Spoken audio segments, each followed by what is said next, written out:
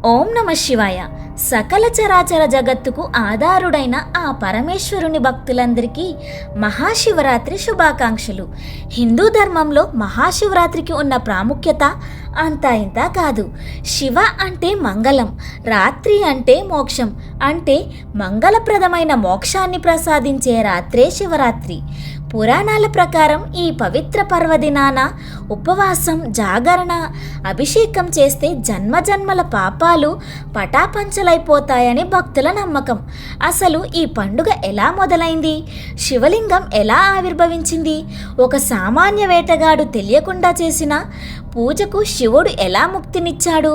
ఈ విషయాలన్నీ ఇప్పుడు వివరంగా కథారూపంలో తెలుసుకుందాం. ఒకానొక సమయంలో మేరు పర్వత శిఖరంపై ఉన్న కైలాసంలో పార్వతీ పరమేశ్వరులు ఎంతో ప్రశాంతంగా కూర్చుని ఉన్నారు. ఆ సమయంలో జగన్మాత అయిన పార్వతీదేవికి ఒక సందేహం కలిగింది. ఆమె స్వామిని ఇలా అడిగింది: స్వామి, మీరు కరుణామయులు, లోక బాంధవులు.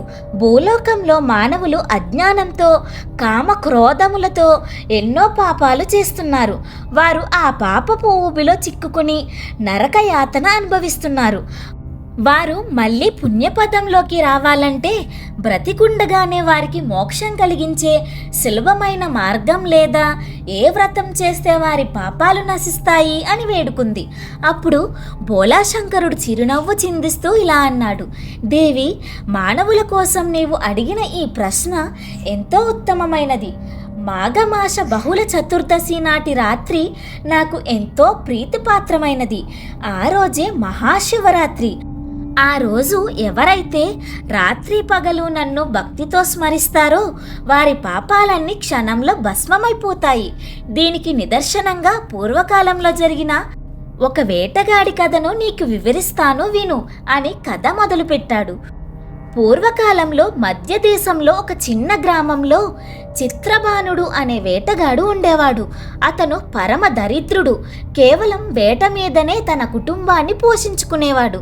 జంతువులను చంపడం పాపం అని తెలిసినా ఆకలి తీర్చుకోవడానికి వేరే దారి లేక ఆ పని చేసేవాడు. అతనికి ఒక కూతురు ఉంది. ఆమె వివాహం కోసం ఒక వ్యాపారి వద్ద భారీగా అప్పు చేశాడు. కానీ అప్పు తీర్చడానికి అతని దగ్గర చిల్లి గవ్వలేదు. సమయం మించిపోవడంతో ఆగ్రహించిన వ్యాపారి చిత్రబాణుడిని పట్టుకుని ఒక చీకటి చెరసాలలో బంధించాడు. చిత్రబాణుడు అక్కడి ఆకలితో అలమటిస్తూ కూర్చున్నాడు. ఆ రోజు సరిగ్గా శివరాత్రి. ఆ చెరసాల పక్కనే ఉన్న శివాలయంలో పండితులు శివపురాణాన్ని పఠిస్తున్నారు. శివనామమే శరణ్యం, ఆయనను పూజిస్తే కష్టాలు తొలగుతాయి అనే మాటలు చిత్రబాణుడి చెవిన పడ్డాయి. అతనికి తెలియకుండానే ఆ రోజంతా ఉపవాసం ఉన్నట్లయింది. సాయంత్రం వేళ చిత్రబాణుడు వ్యాపారిని బ్రతిమలాడి రేపటికల్లా అప్పు తీరుస్తానని బయటకు వచ్చాడు. చేతిలో విల్లు పట్టుకుని అడవికి వెళ్ళాడు. కానీ దురదృష్టవశాత్తు ఆ రాత్రి ఏ జంతువు కూడా అతనికి కనిపించలేదు.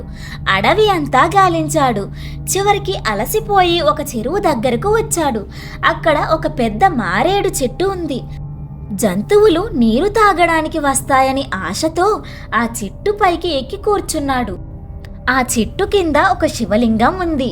కానీ దట్టమైన ఆకుల వల్ల అది అతనికి కనిపించలేదు. చలికి వణుకుతూ కొమ్మల మధ్యలో జంతువు కనిపిస్తుందేమో అని వెతుకుతూ అడ్డుగా ఉన్న మారేడు ఆకులను తుంచి కింద పడేశాడు. ఆ పవిత్రమైన మారేడు దళాలు సరిగ్గా శివలింగంపై పడ్డాయి. తన శరీరంలోని చెమట నీరుగా మారి శివలింగంపై అభిషేకమైంది. ఇలా మొదటి ప్రహర పూజ పూర్తయింది. అదే సమయంలో ఒక ఆడజింక నీరు త్రాగడానికి వచ్చింది.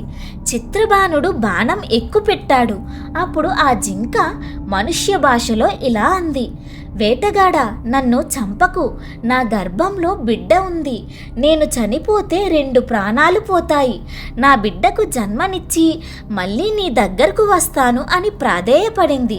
చిత్రబాణుడు ఆశ్చర్యపోయి దాన్ని విడిచిపెట్టాడు.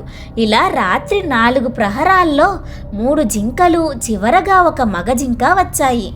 ఆ మగ జింక ఇలా అంది: ఓ వేటగాడా, నా భార్యలను పిల్లలను నీవు వదిలేశావు. వారు లేనిదే నేను బ్రతకలేను. వారు వస్తానని నీకు మాట ఇచ్చారు అంటే వారు తప్పకుండా వస్తారు. వారిని కలవనివ్వు, మేమంతా కలిసి వస్తామని వేడుకుంది. ఆ మాటలు విన్న చిత్రబాణుడి హృదయం కరిగిపోయింది. రాత్రంతా నిద్రపోకుండా ఆకలి తుంచి పడేస్తూ జింకల మీద జాలి చూపిస్తూ గడిపాడు. దీనివల్ల అతని మనసులోని క్రూరత్వం పోయి సాత్విక గుణం ప్రవేశించింది. తెల్లవారుజామున ఆ 4 జింకలు తమ కుటుంబంతో సహా చిత్రబాణుడి దగ్గరకు వచ్చాయి. వేటగాడా, మేము సిద్ధంగా ఉన్నాం, మమ్మల్ని చంపి నీ ఆకలి తీర్చుకో అన్నాయి. అప్పుడు చిత్రబాణుడి కళ్ళల్లో నీళ్లు తిరిగాయి. ఓ పవిత్రమైన జీవులారా, జంతువులైనా మీరు మాట కోసం ప్రాణత్యాగానికి సిద్ధపడ్డారు.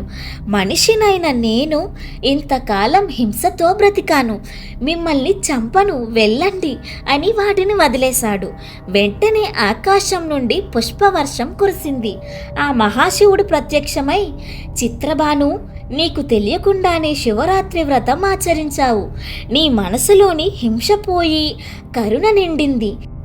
నీకు ఈ జింకలకు మోక్షం ప్రసాదిస్తున్నాను అని చెప్పి వారిని శివలోకానికి తీసుకువెళ్ళాడు. చూసారా, ఒక వేటగాడు తెలియక చేసిన పూజకే శివుడి ముక్తిని ఇస్తే తెలిసి భక్తితో చేసేవారికి ఇంకెంత పుణ్యం లభిస్తుంది. అందుకే శివరాత్రి నాడు మనం నియమనిష్టలతో ఉండాలి. మనం పాటించవలసినవి ఏంటంటే ఉపవాసం, జాగరణ, అభిషేకం. అసలు ఉపవాసం అంటే మన ఇంద్రియాలను అదుపులో ఉంచుకోవడానికి. జాగరణ అంటే అజ్ఞానం అనే నిద్ర నుండి జ్ఞానం వైపు వెళ్ళడానికి. అభిషేకం అంటే మన మనసులోని మాలిన్యాన్ని కడిగేయడానికి. ఈ శివరాత్రి కథను ఎవరైతే వింటారో, ఇతరులకు వినిపిస్తారో వారికి సకల శుభాలు కలుగుతాయి. ఆ పరమేశ్వరుని కృపాకటాక్షాలు మనందరిపై ఉండాలని కోరుకుంటూ, హరహర మహాదేవ, శంభో శంకర.